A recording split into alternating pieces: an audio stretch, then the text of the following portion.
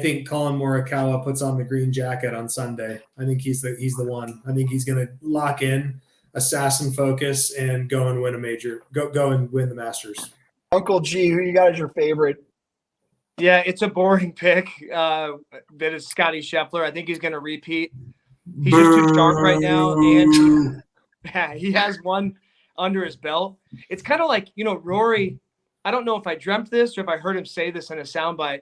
He's like, because it's been 9 years since he's won a major. He's like, it feels like I'm trying to win my first one again, right? That's just not the case for some of these other guys. And the first one on that list is Scheffler. He knows how to win this tournament, and he's got the confidence. He's got the form.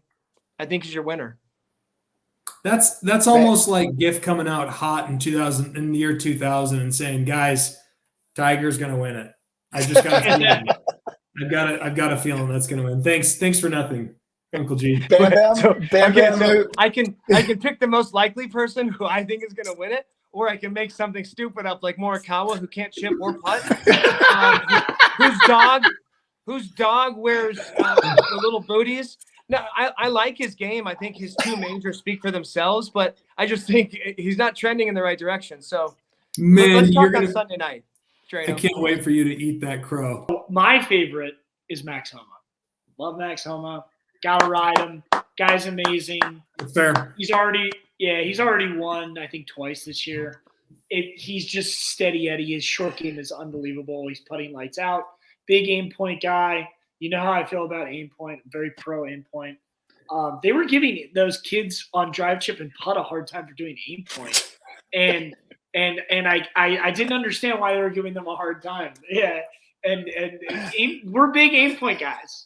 Big aim point guys. No, I was just covering up your face. Go ahead. Yeah.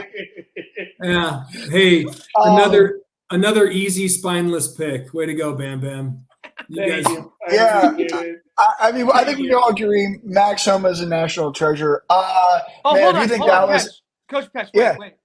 I'm going to pacify Drano for a second. Erase my pick. I'm taking Larry Mize. Here's why. No, here's why. Listen. Here's why. It's because I'm a contrarian and I want to look cool even though I know I'm wrong. Okay, go ahead. Is Larry Mize playing in it? I don't know. Larry Mize is going to fall into the river at Rays Creek on the bridge. What do you want me to say? He's going to trip over the little ledge on the river at Rays Creek, and Drano thinks that he's going to win. Hey, guys, I'm calling it now. No one beats Jack Nicklaus's record this year. You heard it here. No one wins more majors this year. All right, so locking in Drano for Morikawa, Uncle G for Larry Mize, and hey, can we just call him Bam Bam for Homa? Can we just call him Petch Mize for crying out loud? There we go. Fair enough. Okay, who do you got? If you thought that Drew's and gifts were unoriginal, mine definitely is John Rahm. I don't think I need to explain it. I think we're in the business, but we are in the end this. Walk away, Dame. Walk away, Drano. I need to say this. We are in the business.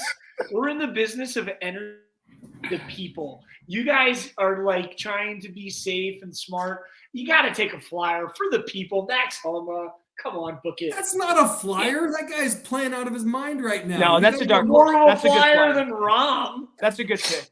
Max Homa. But we have dark horse picks for our dark horse. Like I'm taking John Rahm. John Rahm's going to win. I'm sorry. Hold on. Wait. Stop. Everyone stop talking for a second. Drano, you're talking to Bam Bam about picking Max Homa, some guy who's never won a major, and you picked a guy with 2 majors. Like, get out of here with that stuff, dude. That's a good pick.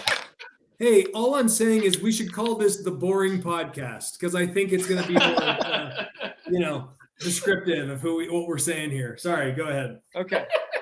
All right. Okay, so dark. Can you tell their brothers? Hey, can you tell their brothers? Yeah, seriously, we got a brother on brother here. I wonder if the people watching can tell who's related to who. All right, so I don't know if this is a contest and who's actually going to pick a dark horse or who's just going to be the most outrageous, but let's get into No. Let's get into dark horses, Drano. Yeah, I Drano, got come you. on, So you're the guy. I actually have two. Okay, the first one is Scotty Scheffler, and the second one is John Rahm. No, okay. All seriousness, there are two guys that I have been watching very closely and have been very impressed with, and like their game, especially this week at the Masters, at a wet course at the Masters. The first one is Sam Burns. When he drained that 30-foot putt to beat Scheffler at was it Colonial down in Dallas, whatever tournament that was just like amazing. Awesome. I also think he has a little bit of the confidence because he's Chef's best friend. So he's kind of like riding that coattail, and then he beats him at the WGC. Guys, not only did he beat him, he freaking stuck on 17 on that par 3. Like, that was so out of his mind the way he's playing right now. I like him as one of my dark horse picks. The other one I really like is Cam Young. I know that you're probably thinking like, yeah, you just watched the last tournament. Good job, the WGC or whatever, and those two guys did well. But what I like about Cam Young is he's got distance. He's got poise. He played lights out at St. Andrews in the Open last year when Cam Smith came back and won that thing. And I just think, you've got that confidence and that grit. He's got a long game, really good player. And so one of those two guys are my dark horse picks. Those Sam are great. Burns Uncle G? is fantastic. Yeah. Uncle G, who you got? Yeah, I'm going to go. I have no basis for this other than how he played in the PGA last year, and he really crapped the bed on the last hole. But I'm going to go with Mito Pereira. I think the guy. I don't know I don't think he's in it. No, he's there. He's there. No, he's in it. What are you doing, man? He's in it. Yeah, he's absolutely Hey, in would it. you give me a I had chance? him. Once again, I had him as my sleeper. Once again, I had him too. You guys are still in the picks. Okay, here's my point. One of the hosts of the podcast doesn't even know that he's in the tournament. So is that a dark enough horse for you, Dave? So Mito Pereira, his game is built for major championships. I know he defected over to the Live Tour. He sold out. He took the money. He quit practicing. Whatever anyone wants to say, all of that is untrue, other than he did go to Live. The guy has so much game. He reminds me of what Tiger used to say about John Daly. Like, John Daly has as much talent in his pinky as Tiger Woods has in his entire body. Tiger just outworked everybody and just had the strongest mind in the history of the sport, outside of Jack Nicklaus, and let's just call them a tie.